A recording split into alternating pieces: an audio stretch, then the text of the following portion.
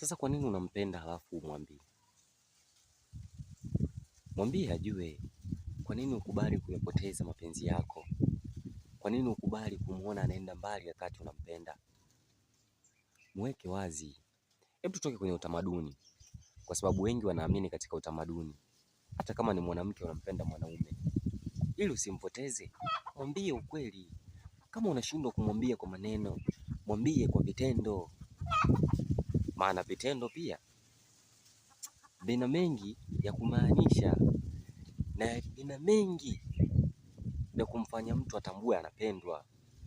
Kuna nyimbo moja ya Kihindi inaitwa Paradisi ya kwake Amir Khan.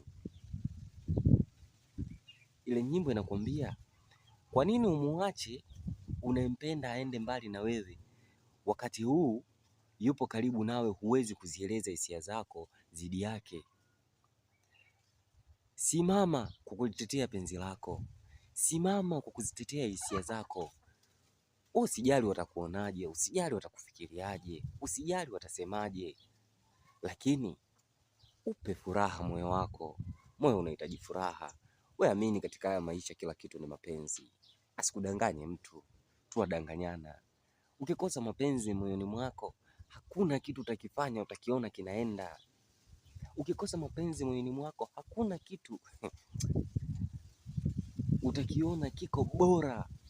Kila kitu utakiona kibaya, utaishi na makasiriko, utakuwa na manunguniko kila muda. Yani kwa sababu umekosa mapenzi moyoni mwako. Haijalishi ni aina gani ya mapenzi. Unajua mapenzi yamekaa katika engo nyingi sana. Upendo umekaa katika engo nyingi sana. Mahusiano yapo katika engo nyingi sana. Na ni vitu ambavyo vinatupa furaha moyoni mwetu.